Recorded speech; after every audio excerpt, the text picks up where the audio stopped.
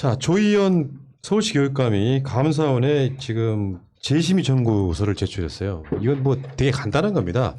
경찰이 이 사건을 수사했고 수사한 이유가 감사원이 서울시 교육청을 감사했더니 문제가 있더라. 그래서 경찰한테 수사 의뢰 뭐 비슷한 상황이 벌어졌던 거고 경찰이 수사하고 있는 거를 공수처가 가져왔기 때문에 조희연 교육감이 감사원에 이거 재심의 청구서를 제출하는 이건 어떤 면에서 보면 조희연 교육감 입장에서는 회심의 반격일 수도 있어요. 이거 재심의 청구를 할 수가 있는 거고 법적인 입장에서 이거 잘못됐다.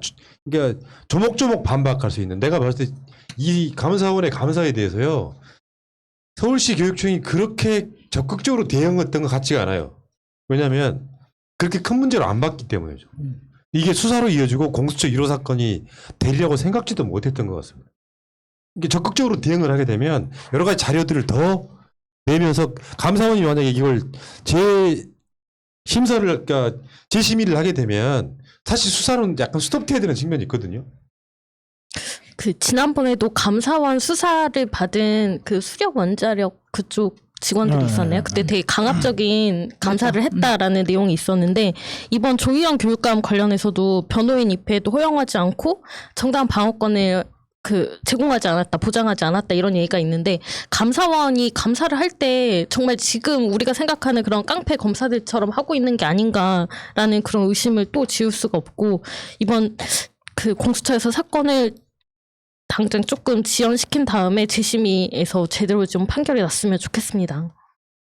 이제 공수처 관련해서 이렇게 조희연 제가 분명히 다시 한번 말씀드리지만 공수처가 조희연 교육감의 사건을 1호 사건으로 맡았다는 걸 저도 안타깝게 생각하고 온당치 않게 생각해요. 근데 그나마 그 와중에서 조금 다행이라고 생각할 수 있는 점이 이게 만약에 검찰로 갔다고 한번 생각해 보세요. 조희연 교육감님이.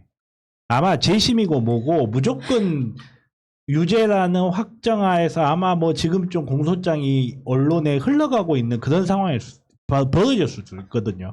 이제 그걸 이제 굳이 이야기를 하는 게 지금 조 교육감님 입장에서는 자기가 정당한 업무를 행했다라는 걸 이제 입증하는 과정에서 재심의 절차까지 이루어지는데 이게 이제 저희도 이제 수사를 하거나 소송을 하다 보면 그런 경우가 있어요. 정말 이거 주장 자체로서 말이 안 된다 하면 적극적으로 대응을 하지 않는 경우가 있거든요. 근데 그거를 막상 수사기관이나 판사들이 덜썩 반박하지 않았던 걸 토대로 해가지고 판결 내려버린 경우가 있어요. 좀 비슷한 사건이 일어나지 않았나. 그래서 지금이라도 이제 그런 부분에 대해서 첨예한 다툼을 하면서 조목조목 반박을 하기 위한 토대를 쌓고 있는 그런 느낌이 좀 듭니다.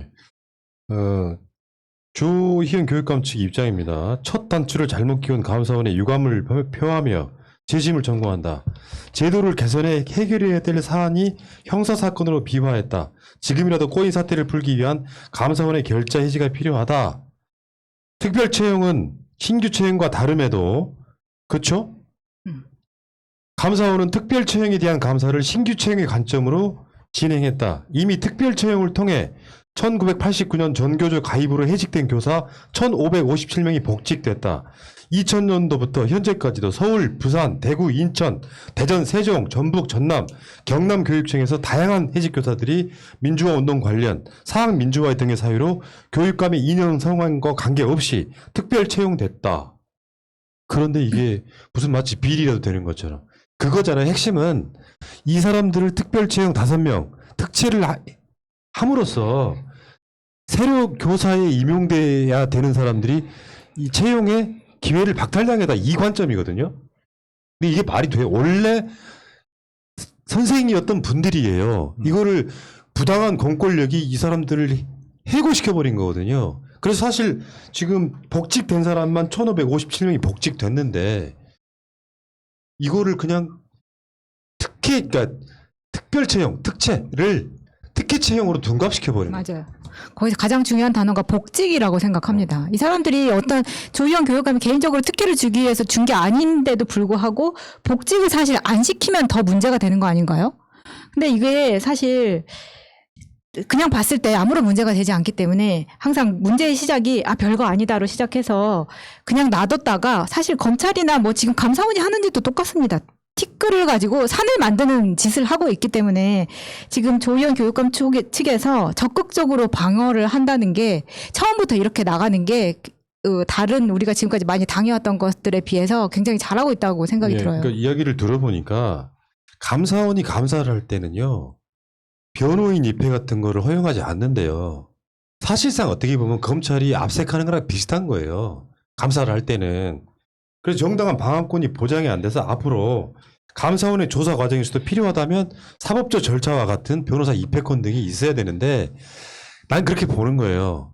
누군가가 감사원에 이제 꼰지른 거죠.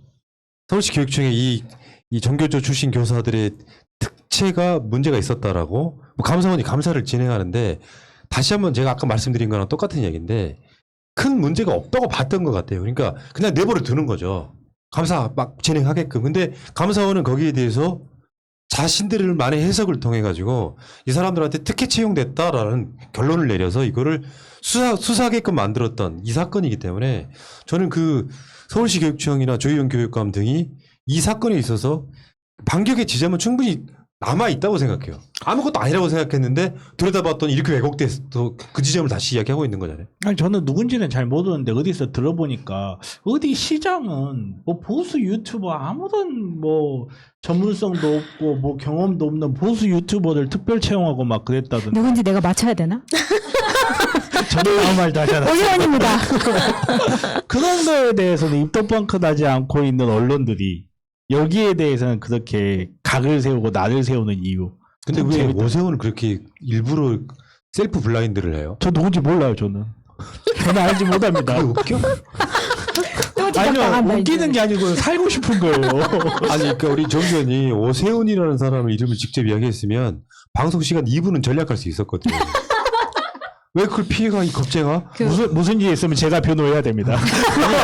여기서 한 사실이잖아. 명은 살려보내야죠. 한 명은 그러니까 예를 들면 그렇게 특별 채용하는 건요, 티오가 있다기보다는 이 정무적으로 그렇죠. 이 사람이 뭐 어쨌건 간에 그냥 챙겨주고 싶어서 극우 유튜버 데려다가 뭐 비서로 채용하고 요런 것들이 있잖아요. 요런 짓거리들은 아무 문제가 없는데 아니 이거 있잖아. 예를 들면 요게 이제 비슷한 걸로 이제 뭐 내가 안철수랑 단일화하면 안철수 쪽 사람을 뭐 부시장으로 하겠다. 사실은 그게 다 그 부시장을 하나 정무부시장 같은 거 하나 결국도 채용이거든요. 임명하는 거는. 그럼요. 그럼 월급 나가잖아요. 예.